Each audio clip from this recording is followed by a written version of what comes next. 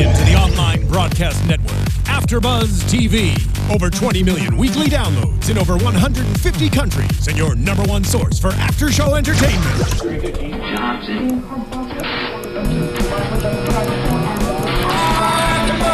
AfterBuzz TV, the destination for TV superfans, producing aftershows for over 300 of your favorite TV shows, interviewing celebrities and showrunners, and bringing you behind-the-scenes exclusives. All thanks to E! Entertainment's Maria Menounos, producer Kevin Undergaro, and internet leader Akamai.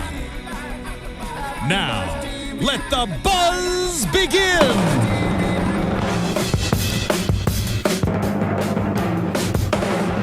If you get in trouble, bring it home. Welcome, ladies and gentlemen, to another Bar Rescue After Show for Season 4, A Dash of Bitters. We are joined alongside Dorinda Barker. Hi, guys. Phil Svitek. Mia Mastriani. And, of course, Nick Liberato. Mia's partner in crime from tonight's Guys, episode. we got the band back together. I know. I love it. did. Can we do it, though, the way you did it during sound check? Yes. This is Nick Liberato. It's so good. AfterBuzz TV. Amazing. Soulful. There's so much to talk about tonight, because not only do we have to talk about this episode, but we have to talk about the way John Taffer is changing the bar industry with his app, Bar HQ. Yeah. So we're going to spend a little bit of time talking about that. Of course, we're going to talk with you guys, because you guys were there. And, yeah. First off, I want to say, I love this location. The fact that Nick, you grew up so close to it. It was so near and dear to you. Mm-hmm. Yeah. For me, the overall reaction, I'll just get into it, was when John was like, you know what, just send in pretty much 200 people on the day of not the stress test. Let's see how they handle it. I'm into this. Yeah. This is perfect. I was even taken back because we were, people just kept rolling in. So the place was just packed. I mean, you were up at the bar when that all went down. Wasn't that when we were in the car? They were in the car. Yeah. This is still part of the recon. Yeah, this is all part of the When they recon. were really just trying to see what would happen as stuff went down. Which, again, this season they keep changing up the format and doing the unexpected, which is so fantastic. Yeah. Well, it also seemed to work because, there's the theater, and, what I liked about even just the stress test in general, we were testing for 60 minutes. Not a prolonged period of time, and that's what I liked about it. And it was interesting, that whole little street, that little area, because we were hanging out in that area. That's exactly how that whole area rolls every single day with the different theaters. I think Chris Isaac was playing when we were there. Yep. And we were in a bar, and immediately the show would let out, the places would get packed, or there would be another show, and people really just need to kind of book out. So that demographic that we were kind of hitting on was spot on for that particular street and area in Glenside. Absolutely. And Dorinda, what was your overall impression of the episode? My overall impression, it was an interesting episode because you're watching a couple's non-relationship that used to be a relationship that deteriorated because of the business, and I'm sure other reasons that they didn't really ever talk about, but it probably had a lot to do with the business, and that was a whole different ball game that I don't think Bar Rescue's ever done that. They've done relationship kind of stuff, but they've never done this. It was a whole different feel being in the car with Sherry. And Nick and I were in the back seat, but we were in that SUV for a really long time. Yeah. And it was like witnessing a therapy session. And John is so good at what he does, but psychologically he can really tap into getting people to talk and to getting to the underlying issue. And Sherry just had been bottling up so much emotion, and one of the biggest things was she would not say that she was angry with him. Mm-hmm. He's like, "You must be furious. You must be very upset." And she's like, "Yeah, it bugs me." And he's like, "You need to get angry. He needs to see that this is affecting you." And it's like it took a while to get her to realize, "Oh yes, this is impacted my life. This is my relationship. It's my work. It's everything."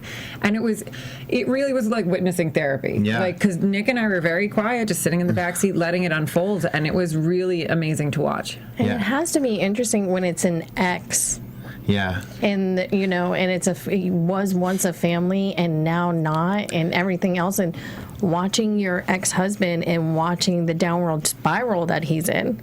Yeah, I felt exactly kind of where it was going, and being in the backseat with Mia. We were just kind of watching it all go down. But with that particular situation, John was able to relate to it probably more than a lot of others. Yeah. Being divorced and having a daughter, and it was, where a child's involved, and he pretty much said, I would never, you always respect the mother. That's the mother of your child. And that's what we were stressing the whole time. And the fact that the place was $250,000 in debt, and Bruno was just failing, and the mother was in a one-bedroom apartment with her daughter. There was so many things that just kept piling up. You could just feel the tension piling up. Oh yeah, I mean, he owed her $65,000 and only paid $300 of it. Yeah. And the money really, it was for her, of course, but was more for Claudia, the daughter, because the daughter's name is Claudia, right? Sure. And you could see it in her eyes how upset Sherry was. She was and angry. And I was happy that he got her to the anger, because you have to get angry before anything ever changes. Anything you ever do in life. Well, let me ask you this. In that sense, was she kind of on a right strategy in the sense that she wasn't blaming him for any faults in her life, and accepting responsibility? Because ultimately, all these bar rescues, is these people have to realize that in their life, they've their actions have led to these consequences. So was that, could you see maybe that's why she was doing it? Was it right for her to accept it? Obviously, we're saying no, but I'm a little torn on that, because, again, in terms of accepting responsibility, I can give her credit where she's not blaming him for her living in an apartment.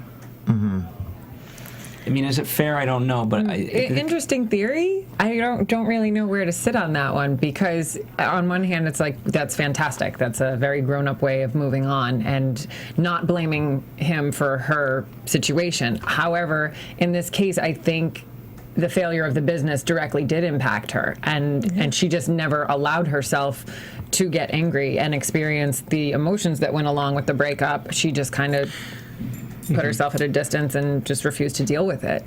So it was a very confronting, emotional episode, because they had to deal with everything that they had just been shoving under the rug. And for her, I remember her saying that she couldn't even drive down the street without people looking at her. She was just kind of like this. It was a very small town, and the way that she was describing it is that everybody knows everybody else's business, and everybody was taking sides. Exactly.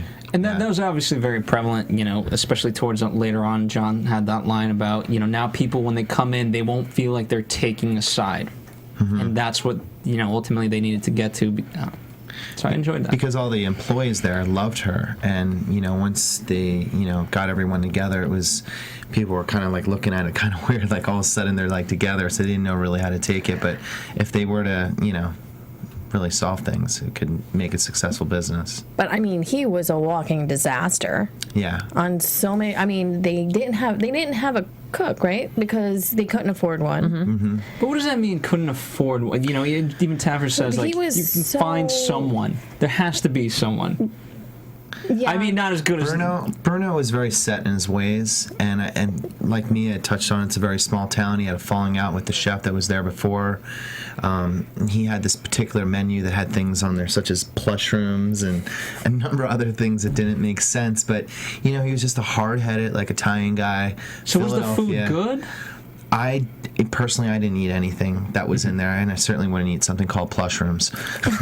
Well, because he certainly wasn't washing his hands, so No. I mean, there was a point of it. I don't know if they showed it, but I remember he grabbed the stripper pole that was out in the dining room there, and went back to the kitchen, never washed his hands, and literally touched the food. And we saw what was on that stripper pole. Yes, yeah, exactly. I mean, how uncomfortable was it for you being a woman walking in a place like that? Horrifying. And when we were sitting there watching Recon, it wasn't staged. There were people in there when that girl was upside down on the pole. There was a poor woman sitting there who was just shaking her head, and you could just feel how uncomfortable she was to be there. She was eating I wasn't even in there, and she was just sitting this poor woman. I was in their car, and I was uncomfortable. Yeah, it was completely off. But they were fostering that. They really they embraced that part of their environment. They wanted it to feel like you were in somebody's basement, and wanted it to be comfortable, but in all of the wrong ways. Well, it seems like, I don't know, for me at least, again, I have zero bar experience compared to all of you. But with with various episodes, we see so many of, just even last week, like the forgive me for the pink vagina or whatever it was called, that drink, and all these different things. It's like you're trying to, I feel like it's a misguided attempt to attract a younger crowd. Yeah. But again, in last week's episode, your medium age was 42, I believe. And so it's like, okay, you got to know your market. And for that demographic in that small, quaint little town, that just wasn't the right set. I mean, it was a complete dive, like, from the outside, as we all saw. There was nothing inviting about it. Nothing inviting. No, there was nothing about. And then the bartenders, they were all doing rails constantly. Like, I get it. Like on holidays, you're in a busy bar, sometimes y'all will do a shot together. It's happened. I've been in those bars, but not to the point where these guys were, you could tell in a night, they were lucky they could count the money at the end of the night. And I didn't understand that. And then the way he went off on the customer.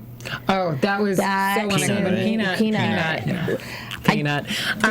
When he did that, I'm still, when I watched it last night, because he was such a sweetheart. Yeah. Like working one-on-one with him and getting to do the training, he really was a sweetheart. And I see that kind of tension build on a nightly basis. We all working in this hospitality industry deal with very challenging customers, and you don't love everybody, but it's the ability to just put on that smile and get them what they want without being rude and aggressive. And his behavior was completely unacceptable. And they were actually doing a solid business with these 200 people that had just flooded their bar. And instead of embracing it, he got angry because he didn't know how to deal with it. Well, that's the mentality level of people who are not used to it being busy, but complaining all the time they're not making any money. And then when it does happen to them, then they're complaining because it's too busy and because they're used to what it was before. Yeah. People, yeah, that's he exactly was super frazzled, and he just need to understand that they're guests, they're not customers. We're creating experiences for these people to bring them back, and clearly that was what was wrong with this old concept of plush where it says indulge on one wall, and I mean it was completely off. There was like a weird chest on the ground, this ugly couch. Oh yeah, and streamers hanging from the lamps over the bar. What was that? It was, I think Sherry said that it had been left over from a New Year's party several years prior that had never been taken down. Oh, they thought it looked cool. They thought it was decided to leave it. Oh, okay. You can't make this stuff up. It was literally, we were looking around. You'd think people would, clean up a little. It was just a mess. I get bras. We've all seen that before. All right, but streamers, I didn't know they had that much of a life expectancy. Hilarious. Well, what are your guys' thoughts? This is after they're having their team meeting, and Chris, right, the chef who you worked with, or the cook, did he eventually become a chef? Would you say? I'll be honest with you, Chris was socially awkward, like meeting him and, seeing his attitude. I didn't really know how to read this guy in the beginning, but when Bruno had decided to put him in the kitchen, it ended up being like a blessing in disguise, believe it or not. He's a super respectful guy, very quick learner, and actually did an excellent job in the kitchen. I was very impressed. I give him a lot of credit because ironically, despite, he was part of the, I'll call it the bad group, whatever you want to call it, but he had the wherewithal to say, like, hey, you know what? If it was me, I'd fire all of us. Oh, from day one. Yeah. From day one in his interviews, he was saying, I would fire everyone. No one should work here, including myself. He had no filter. The whole time. Yeah, nothing. What did he say about the other bartender? She's a big girl. She can handle it. And he goes, oh, maybe I shouldn't have said that. And then walks away. He would just say everything. Completely uncensored. Completely uncensored. A thought would come into his head. It would come out of his mouth. That's why you should be in the kitchen. He said some interesting things to me, and I was like, oh my God, I wonder if that's going to air. And it didn't. Thank God for him. But he was an interesting guy. And you know what? The particular food that we did for this episode was, I was really happy to do all that food because we were doing freshly made pastas. We were doing a mussels dish, arancinis, meatballs. We were doing a lot of things that were really close to me. Me is also Italian, so we grew up with that type of heritage, and being able to connect with these guys with how we were raised Italian, it made that much more special, connecting the cocktails and the food. to this place. Obviously, you know, it connected with the food and things like that because Bruno loved the food. But in terms of the bartenders, Mia, were you able to connect with them? Did they have affinity towards this heritage as well, or was it just kind of Bruno who was like all in? It was pretty much Bruno, and this was like, if you were equating it to like high school, this was like his posse of friends, but they were only there because of him or Sherry, and they all clearly still loved Sherry, but they were all still there just working. As far as their bar experience goes, they didn't have much going in, which is why we were emphasizing speed with the theater crowd, but we also really had to keep it simple with these guys because they didn't have a lot of bar background or bar training. So all of the drinks that we did were seriously 2 and 3 ingredients just to keep it real easy for these That guys. limoncello cocktail was the best. Thank you. Very good. I was pretty proud of that one. I love limoncello. It's This such was a great. amazing. It was fresh basil. It was, It was We perfect. had to incorporate it at least. So Actually, in fresh my basil. house, someone made homemade limoncello. I still have it in my Oh. freezer, and every so often I'll take a shot of it. Yeah. But I want to ask you guys, walking into that bar and with Sherry, and it was the first time she's been in there in a long time. Am I correct? Because I think this whole episode really revolved around them and their relationship. Of course. And he did not look happy one bit. I mean, some of the things he said, I was like, wow, that's so abrasive and almost volatile. Not almost, it was volatile. There was a lot of tension in the kitchen. I mean, I was working directly with Bruno the whole time, and he was pretty heated. But when I would kind of calm him down and start talking about like our roots and, hey, I'm from Philly, you're from Philly, we're Italian, and then, but the moment she would walk back there, it was just like the clouds would roll in, and he would just tense up and just get pissed. And So what was the resentment from him to her? I think it was just something much deeper that I don't think we know. No, we all said that the whole week. Yeah. Was it because that's In when the bar beginning was of the successful? week, everyone was kind of saying, "Oh, poor Sherry, this is terrible. She's And then- living in a one-bedroom right. apartment with her daughter, and this is not fair." And everyone was making him out to be the bad guy. But by the end of the week, everyone on the set kind of had a lingering question mark of like, "There's something happening here that we don't know about, that they're not talking about." Probably equal blame, but that kind of stuff doesn't always come out. Let me ask you this: was there ever a thought in John's mind that you're aware of that if Bruno said the right thing in the right way of like, you know what, can I just please, for the stress test, try to do it my way, do it solo without Sherry? I will step up. It's not anything towards like. Was there any sort of verbiage that he could give to make that happen? He tried. He made it But in the wrong very ways. clear that he did not want her there. Yeah. But it was so important for the community, being in such a small town of Glendale. John realized the importance that Sherry's presence had. If the town was so divided with people on the he said, she said angle, it was very important for her to be at that bar so that the people that were Team Sherry would see that she was supporting the business, that it was more about Claudia's future than it was around the demise of their relationship. Her presence in the bar meant it's okay for you guys to come here. Yeah. You're supporting me if you come here. I don't have to work here anymore. I'm not going to work here anymore. But for the experience of this week that the show was there, it was very important that she be a part of it, which is why even though Bruno clearly did not want her there, John insisted. Yeah, and because for me, as I watched the first time, just initially I was like, okay, is she being, as that went on, I got that sentiment, but at first I was like, is she being brought in just because she knows how to make a bar successful?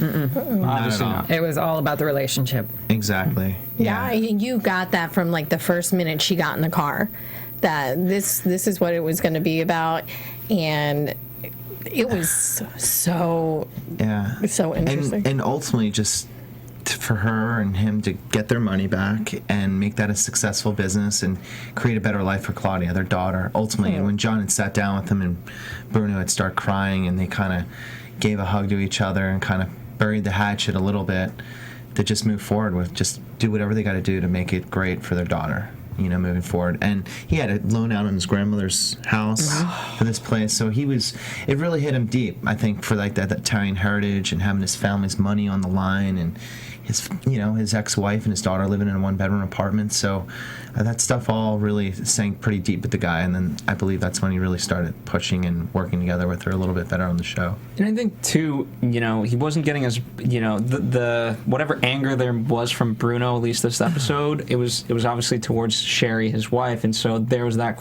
So in this episode, John wasn't directly attacking Bruno the way normally in some episodes where he goes at people. So it's like, oh my, this guy isn't going at me, so what is wrong with me? Mm-hmm. That's for me what I saw. Yeah. But John still went after him. He did. Yeah. I was gonna say John went. He went there with him because Bruno, growing up in the area that we grew up in, because we're all kind of in the same area, the same, When you like Italian men and just men on the East Coast in general, they have such a pride to them, and it is such. I mean, it's bigger than anything else that they have almost. And John had to go after him because he wasn't having Sherry there, and the way he was speaking to her and in front of everybody, he was not going to allow that to keep happening. Of course. And even during the stress test, he goes up to Sherry and says, "I still wish you weren't here." Yeah. She's there, whatever their problems was, she was there to try to make it better. Because it was about their daughter, but he had so much pride even during the stress test. He was never going to be successful until he got rid of it. There was a part where I was in the kitchen that had one on one side and one on the other, and I was just like, you could feel the tension. Then he handed her something, and I was like, great, you guys are finally starting to work together. I was like, because it was, the heat was, it was up in the kitchen. I mean, them working together it was very tough. Trying to just get them to run dishes and communication between the front and the back of the house was very. Oh, it was non-existent. I think they showed it in the episode that when food was up, there was a bell hanging from one of those streamers in the kitchen that Bruno would go over and hit with a spoon. I thought it was a joke. No, that was to let. No, I know it was real. It was that was their system. Yeah, he hit. Yeah, that's how they. But it seems I laugh about it only because it's almost because to the same point when you were screaming, "Hey, I need a runner." I'm not joking here. Yeah. It almost seemed like, hey, food's here, and no one cared for Bruno. There's no sense of urgency, and that's what I think me and I will both see when you go to a lot of these locations doing these bar rescues. That's what it's lacking. People need to have that urgency to get the food out while it's hot, get that cocktail out before it's completely diluted from the ice or whatever it might be, but have a lot more passion for it and take some initiative to not be such a hack and become, to create a better, successful business. Well, it was perfect behind the bar. One of the first things I ever learned as a bartender, and I know that you probably learned this too, is making sure everything's where it's at, where it's supposed to be at all times. That was a huge issue with these guys. Yeah, because you never have to look down. No. You just go, you pour, you do what you have to do. Yep.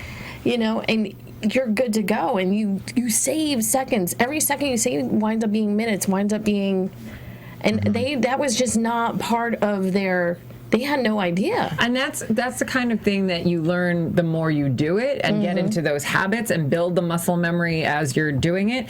They had never been exposed to anything like that, and trying to teach people that don't even mentally understand the concept of why you put things back where they go in terms of efficiency and that way I can continue engaging my guests with eye contact and talking to them, so I'm still doing stuff and reaching down and I know that my tools are where they're supposed to be. Yeah. It didn't connect that's why you were doing that. And there was a point in training that didn't make it into the episode where Peanut was up and doing a session, and at the end of it, the station had stuff everywhere. And we made a point of this, of pointing out, okay, this is now here, this is now here, this is over here, where's your spoon? And there was just stuff everywhere. And then someone else, the point is, someone else comes in to work that station, where's all the stuff? So it's mise en place, having everything in place. And I think for just like at the bar, or if you're in the kitchen, same thing. You need to just pivot off of one foot, whether you're going forward or backwards, so you're not taking any meaningless steps to execute whatever you're trying to do. Yeah, this is a slight backtrack, but I want to get your guys' take on it only because to me it stuck out when Bruno goes back at John and says, you don't do the day-to-day. What did you guys? I mean, obviously you can't say that. I mean, I think he was trying to. I mean, he was trying to point out to John. He's like, "You walk a day in my shoes," kind of thing. I guess is that what he's trying to say? More I guess. That's the way I took it. I'm like, but here's listen, the thing, buddy. John has. I mean, John. That's why John's at what he's doing. He's been doing this for so many years and so many different concepts all over the world. I mean, you can't even name them all. But he has done the day-to-day for 30 years. I would say he's done it. And I liked when he said, "Well, I own a business," and John's like, "So do I. I've owned." And he's like, "I've owned plenty of businesses to know how this works." Yeah.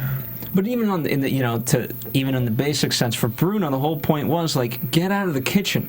You should be running your business, but you're not. You're doing the kitchen. Exactly. And so it's something that you pointed out in the episode. You said he's hiding. Yeah. He was hiding. That was his safe place. I've seen it before. I mean, I've seen it happen in many places beyond Bar Rescue, but he was hiding. Yeah, he had so much stuff. He was just staying back in that kitchen and just doing his thing. But the guy really did love to cook. He did have a passion for cooking, and he worked really well on the line. But as a business owner, his eyes need to be on the floor, and he should be hiring and training someone to be in the back to do that job so he's not stuck in the kitchen. And that's why I thought he got rid of the cook, not just because they didn't have money, but he's like, well, I can do this. And why am I going to need the money? Why am I paying somebody if I can do this? Exactly. And that was the mentality level that was going on there. But because he was spending so much time in the kitchen, that gave his staff free reign in the front of the house. To do whatever they wanted to do. And they did. Absolutely. But it's ironic because I would even to him say, like, hey, if you have a passion for this food, get someone that's good at it. And then when you're bringing it out to the people, are you like, hey, is it tasting good? Do you like it? Did you know that this is made from this? And, it's because of this, and blah, blah, blah. Now you're interacting. Now you're creating that reaction. The best thing I think in the world is having, a chef come to your table. I have a sous chef, cooks in the kitchen. I taught him how to do every single dish and every ones that we train. But it enables me to be on the floor, to be able to put a hand on every table in my restaurant so I can talk to the guests, explain some things, shake hands, kiss babies, that kind of stuff. Exactly. You're a politician. You want them to come back to your restaurant. Exactly. Wolfgang Puck still does it at Spago. Yeah, he does. He still goes around, and I'll go in there every so often and have a drink, and he's around. He's out there. Yeah. It's like random moments, but he's out there still saying hello to people. Yeah. Doing what he needs to do. That's the best. That's the best. It's important. That's who you're ultimately giving the food to. Mm-hmm. All right, so I guess we're kind of somewhere on the stress test technically. So we, again, what I liked about this stress test, we were given that time limit, 60 minutes, and just even that in general, like to me, it's more like 40 minutes because they got to be out. The show starts in 60 minutes. It's not like 60 minutes, then we'll go. So no, I mean I've worked in a place like that over by the Dorothy Chandler. Right over there. Patina owns a few restaurants over there, and I forgot what it's called. It's not there now, but it's a restaurant took it over, but it's still Patina. And it's no joke.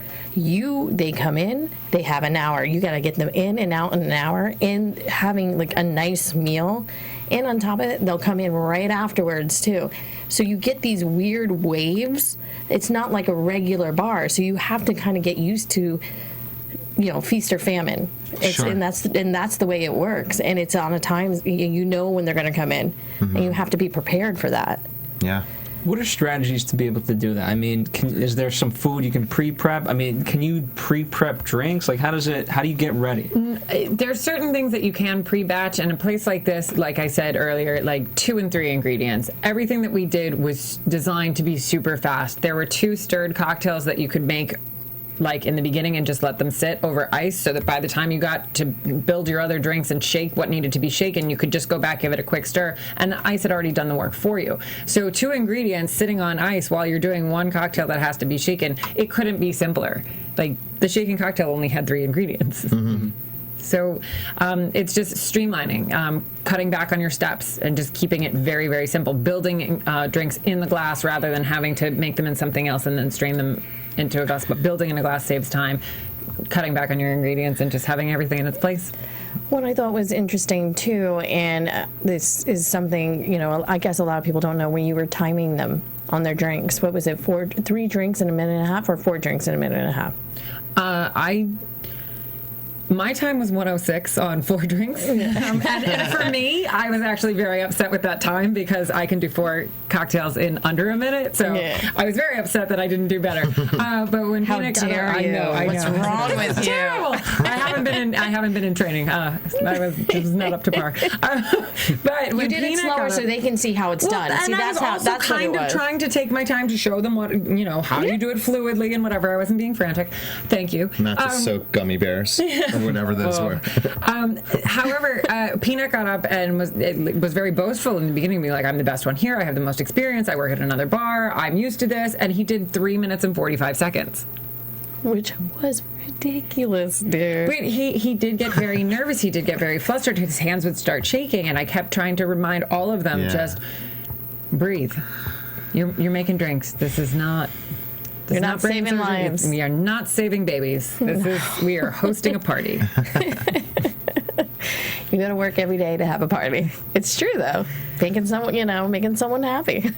And in the kitchen, we did arancinis and like meatballs. So it was roasted tomato arancinis with like a nice little dip we did And with it. he took to that Yeah. it was second nature to him. Yeah, but it's all in the prep. I mean, just like Mia was saying with the cocktails, the arancinis we had dredged them in like flour, egg, panko, and they were like nice and crispy. We just drop them right in the deep fryer. They would come out super hot, cheesy, like Fontina cheese melted on the inside. Quickly execute it, tastes great, filling, easy in and out. So that worked really well for the fresh dress, and he did great. Chris did excellent. Oh yeah, he was like, "I'll be there in a minute. Get it done." And that was the one thing that was nice to see. Normally, if you throw someone in a kitchen and they've never been in the kitchen before, He it's really a rose to the mess. occasion. He really did. He got so into it and was like, "Well, this is going to be my thing now," and really just embraced the whole experience and getting to work with Nick. There's nothing better, I think, more rewarding. You probably say the same when you can walk away from those and you just see, you just like kind of brought the life out of these people. You gave them this passion. I mean, he said it was one of the first times he had smiled in years, and he did say that. and that meant a lot. Like I remember he said that quite a bit because he just wasn't as happy in that town. And I think just being able to cook food like that and learn how to make fresh pastas, and someone really spent some time and believe in him, opened up, brought out some great stuff in him. Which, I mean, he was my favorite because he did say whatever he wanted. Not that I would want him to say whatever He he said some wanted. funny stuff, really funny stuff throughout that episode. But and having to be in that kitchen, what about when they were not coming to get the food? Because this is the first time I really think we saw you lose it a little, but not really lose it, but you lost it a little. Like, come on, guys. I lost it because there was literally just no one coming out. And when you work so hard in a kitchen, prepping, putting your love, putting all your heart and soul into the food, and people don't respect it enough to be able to just keep coming back to the kitchen to check and bring out people food while it's warm and it's presented properly, it really gets me mad, clearly. But the same thing, it's just, I needed a runner. I needed someone to run that food and bring it to the table when it's nice and hot and looking great, and not 10, 15 minutes later after it's sat and lost its temp, and you have to do away with it. Can I ask you, and this, you can answer this too, Dorinda, but like, I know it's not fake, but like when you, especially, first off, you should always have a system in place, and the fact that so many of these places don't, it baffles me. But if you know on Bar Rescue you're gonna have a stress test, wouldn't you try to just any type of system, just throw out like, hey, we're gonna get slammed tonight. Let's have certain strategies in place. Like, the handwriting was horrible. There was no systems. This was one of the worst that I've ever experienced being a part of this show. We've been in places before where they have antiquated like cash registers that people don't use it. People have updated. Most people have places have updated to POS systems. Yeah. A lot of the places we go don't have those in place yet. This crew had handwritten tickets on a shelf about this long, 40, 50 tickets at a time because of the stress test, and they weren't even paper clipping the credit cards to the slips, so the credit cards were everywhere. You didn't know whose went with what. It was all handwritten. There was nothing. Like, you didn't know there were no seat numbers. It was a free-for-all. But can I ask this, was that the system? That was the system. But did someone say, like, please at least tell me that someone was like, hey, tonight's stress test, we're going to get a lot of credit cards, so here's how we're going to do it. Not only that, but people were getting their food, and they didn't have anything to eat it with because they weren't placing the table with proper silverware. They didn't have silverware. No silverware out on the tables. You know that you're going to be busy.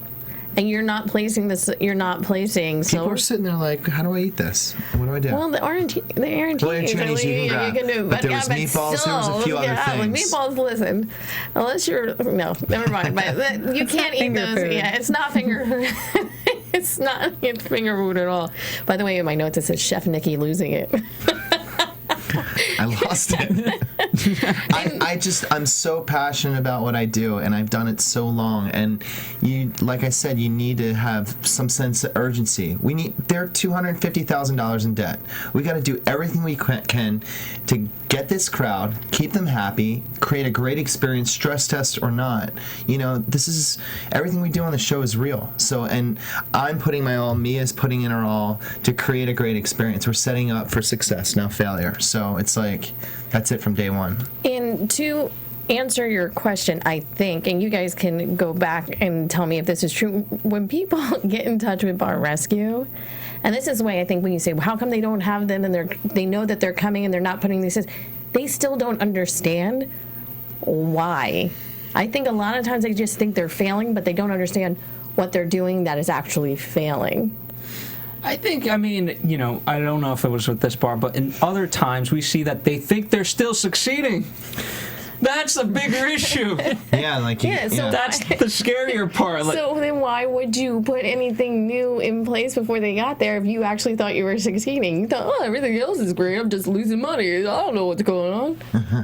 It just baffles me. And the reason I was freaking out was, that's just one thing they need to learn. They needed to learn to run food, have a connection between the front and back of the house. They're making better food.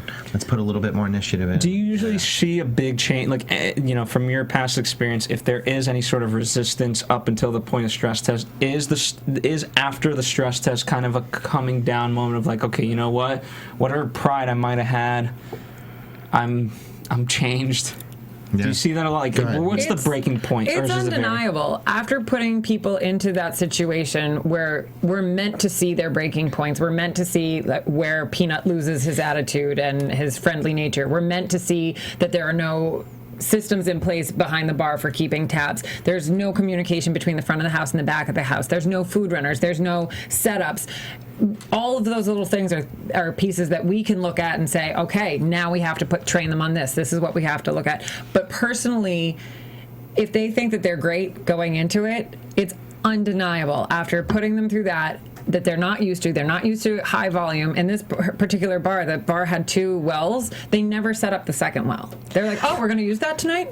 Yes, you're going to use that tonight. You're like, it's just there for show, guys. And then they realize, oh, we're running out of glassware. We don't, and they're like, well, we need more glasses. Like, I don't have your glasses. Where are your glasses? Yeah. Where do you keep your stuff? And they just, all of a sudden, so it comes to a point of, oh, we're not succeeding. Yeah. And they have to own that. And that's usually when you see the shift of like, okay, I'm ready to learn. How many times do interesting point, how many times do you guys get the mommy daddy syndrome of like, wait, where's my glasses? And you're like, listen, I don't, how many times? All the time. Yeah. You're holding their hand. I mean, they're like, so what do I? But they get humbled. I mean, they really get humbled, and then they definitely let their guard down. And where they're really cocky in the beginning and a little bit arrogant, and then they're all of a sudden they're like, okay, great, and they're so like appreciative of having you there. And I'll tell them straight up, you're really lucky to have us here right now, because I mean, we go to all kinds of different parts of the country, and some of them are in the middle of nowhere. This place happened to be a suburb outside of Philadelphia with a lot more culture going on, but if these people are very lucky to get that kind of expertise in that particular establishment for and anyone from Bar Rescues in these bars, you got to take advantage of it. Oh yeah, especially, and I always say this, I never understand when John leaves and you have some of these bars that go back to their old ways, and then they wonder why they fail again. Well, you failed because you just took a a remodel instead of taking everything else it was about. Because, listen, that remodel's great and awesome, fantastic, but it was much more than that. Mm-hmm. You know, and we've talked to some of these owners who are just awful people. Like, I wish you could just take everything and just take it away from them, because that's all they ever wanted was the remodel, and then they're still failing. But even then, you know, Kevin has a saying, and I think he's shared it a couple of times. But yeah, the lessons we learn from are the ones we pay for, whether financially, emotionally, or whatever else. And in many ways, bar rescue is quote unquote a free service, right? And I mean, think of everything that you're getting, and so by that, people take it for granted. Very unfortunate.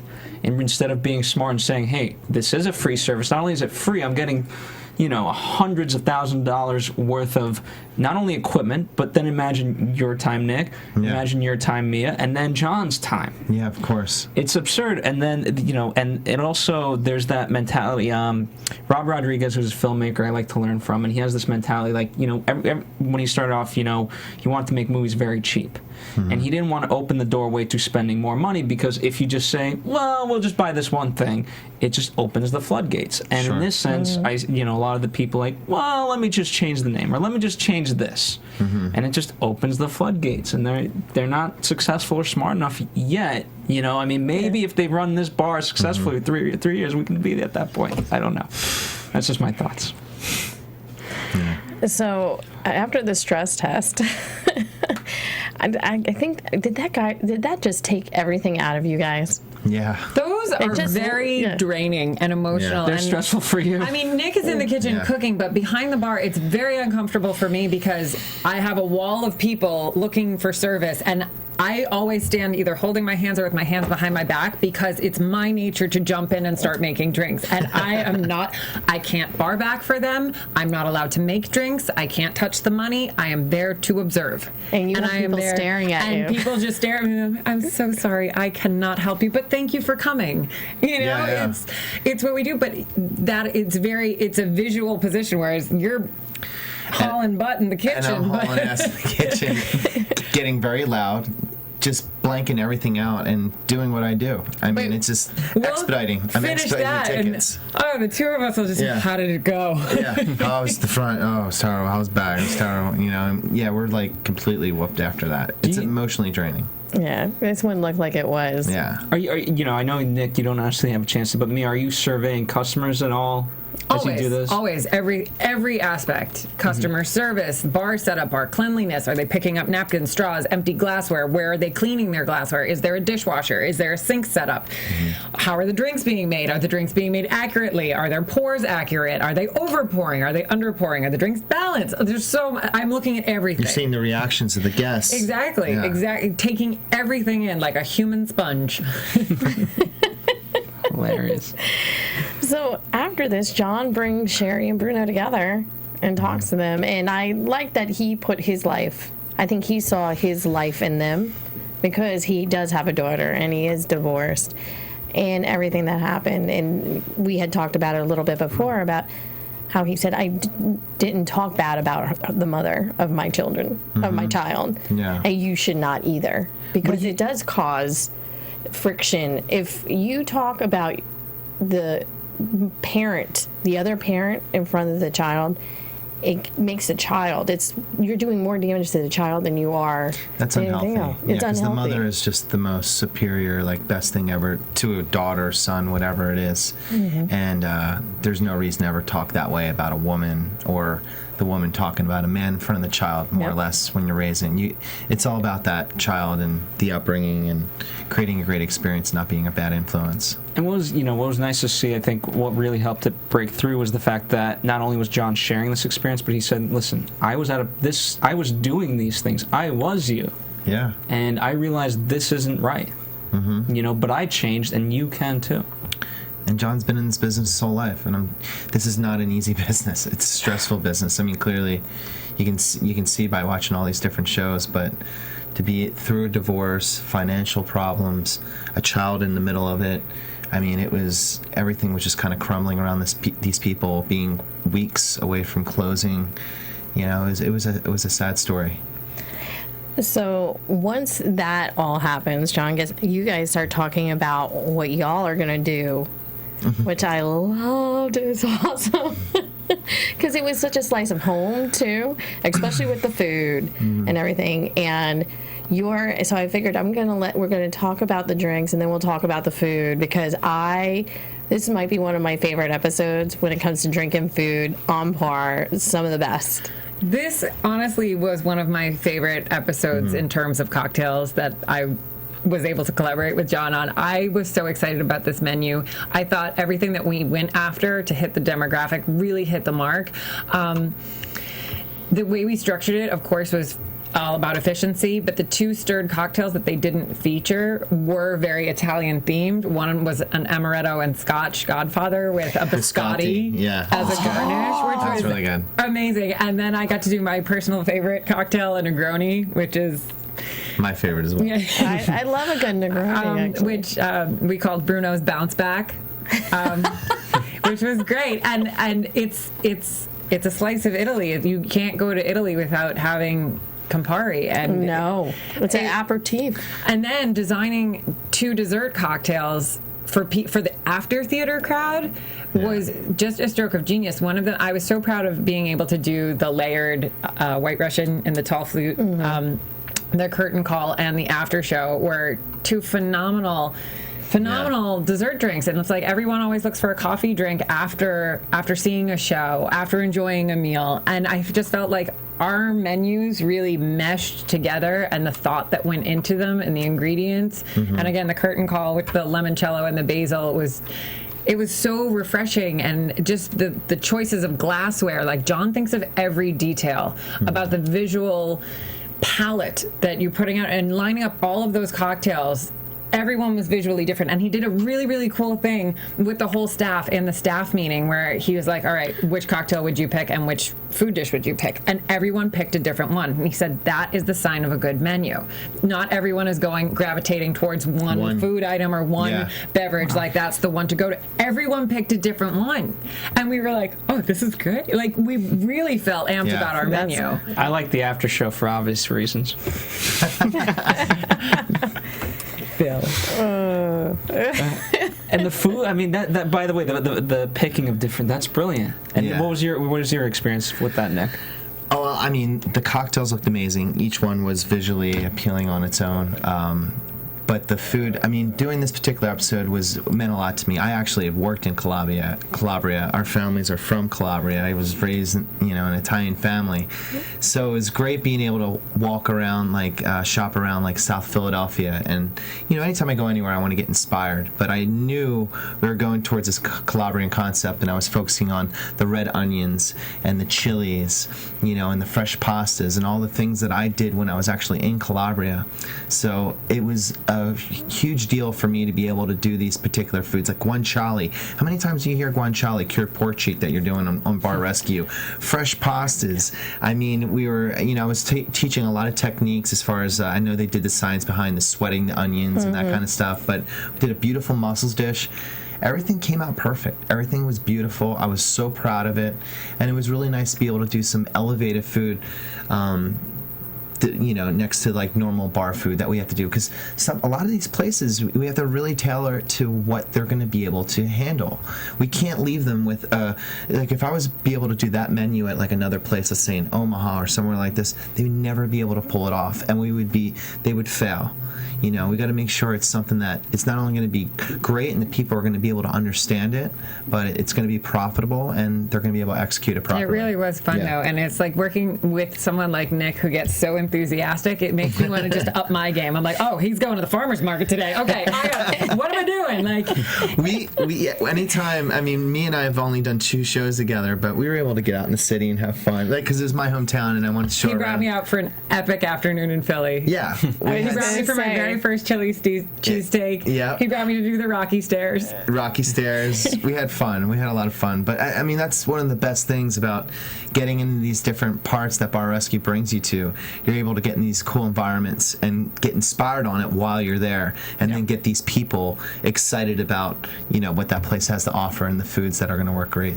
Absolutely. So let's talk about the remodel, because this was beautiful. Yeah. The big wall painting, and it was just so bright and sun. You felt like you were outside in the sun. It was a monumental change. It really was. You really felt like you were in a basement before that. Like, it was just dingy and dirty and dark and uninviting, and it just felt dirty. And you walked into this place that was suddenly very clean. Like Bruno said, the clean lines on the bar, the beautiful. I loved that marble bar top. Yeah, it's gorgeous. And the back bar, the way it was lit, and the staging of the bottles. Set up. That was one of my favorite back bar displays. I loved it so much. And that mural, I mean, they flew in. What is his name? Jason Holfisher. Yeah, I believe. He's so talented. He literally worked for about 24 hours. Was there for one day, came in, did an overnight. That whole wall. The whole wall. It was amazing. Even the outside, when you saw the outside and the reveal of Osteria Calabria, right? Osteria Calabria. And it was such, boom, it hit you. Yeah. And it was amazing. And then to walk into that, it was almost al fresco even inside, which I liked about it, because you did have the mural going on, and in the colors in back of the bar, and the way it was done, you almost looked like you were looking outside. And you know what's really fun? What I like that they're starting to show a lot more in the show is when John's doing the walkthrough with the art department and with Chip and a few of the guys behind the scenes, and he's really just, it's like freestyling. He's like, you know, you got to go something off this bar and these colors. That's when his mind's really flowing and he's just kind of talking out loud, you know. So that's kind of cool. Working at the speed of thought. Yeah, it's great. I love seeing it. It's so fun to watch. It's great to watch. I'm glad people are getting to see that a lot more. Exactly, because the public hasn't, and this season more so. I've seen it a couple of times, and I put that in my notes saying you get to see him more so this episode more than anything. I really do think, and you're watching him how his mind is going, and that's intriguing to me. I could watch an hour of that. Yeah, and it shows you just how. I mean, we're so limited on time with cocktails. But his attention to detail is, for the amount of time that they have and the amount that they accomplish week after week, it is remarkable. Yeah. But his attention to detail, every place, every concept, down to the littlest thing. I don't know. Well, it's just, I think mind blowing, because the decision has to be made then, and he doesn't let anything slip. You know, I was just Steven's gonna laugh, but we had a meeting today, and this one person we were meeting with, he kept saying, "Okay, so we'll follow up on that. Dude, it takes 10 minutes. Let's do it now. We don't have time to follow up or whatever. You're making this to be like some big gigantic project. Do it now." Yeah. That's it. There's no waiting. No. You know, and that's why they can do that. But again, it goes back to, you know, if you're Robert Rodriguez, like, oh, let's just spend money on this. Like, it just opens the floodgates. Do it now. All right, not to rush us, but I do want to, you know, if there's any last thoughts about that, but I definitely want to spend some time talking about Bar HQ. So any last thoughts about the remodel? No, I'm good. All right. So I had the chance to download Bar HQ. For those of you who are wondering what this is literally brand new. This is John Taffer's app that is changing the business. Now, part of it for me is I'm using it like as if it's Roller Coaster Tycoon, because I don't own a bar.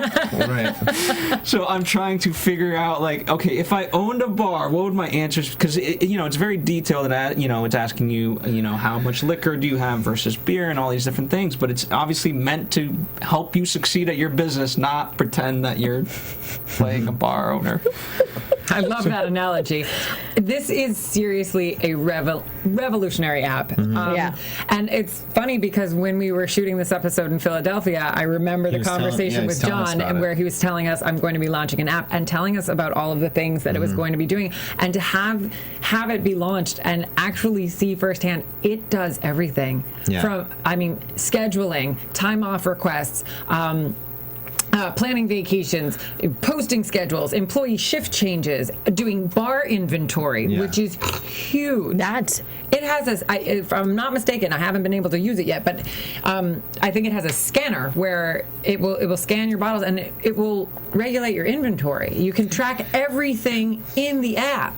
Yeah, so you can track the volumes of how much liquor. There's 16 2-ounce pours in a 750 milliliter bottle, roughly. But I mean, just being able to have that at the palm of your hand, and not all these loose papers and people just writing them down. It's making things that much more efficient, quicker, and organized. And what I like, just even based off Mia's description, is that obviously he's putting his years of experience into this, but he brings in his experts. You know what I mean? As always, he doesn't do it alone, and that's why this app is going to be successful. Yeah, absolutely. I'm very excited. Again, I'm using it at the most cursory level that you can use this. But and it's free. Fans of Bar Rescue should be downloading this app. Anybody with a bar should be downloading this app. Absolutely. And the reason why it just came out literally hours ago for iOS. And I had the ability to download it before because it came out on Android a little bit beforehand. But Kevin texted me. I mean, I don't think that he would be upset in any sort of way for me saying this. Apple is impressed how flawless this app actually is. Excellent. Again, I don't know if that's secret information or not, but I think it's good. John Tapper crosses his T's and dots his I's. I have no doubt. That would be, So he does it right first time. So yeah, definitely. If you're, definitely check that out. Download the app. It's called Bar HQ. Bar HQ. All right. Thank you guys for we could talk for hours, but unfortunately time is always limited with everyone.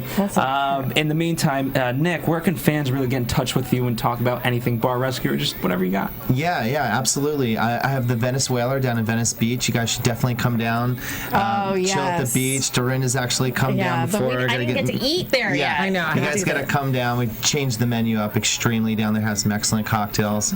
Ocean view, beautiful place, and I'm always uploading great pictures at Chef Nikki on Instagram. You take great pictures. Thank you. Yeah. You can find me on Instagram, TallMia, and on Twitter, Tall_Mia. You can find me Dorinda B1 at Instagram and at Lula Cherry Films on Twitter.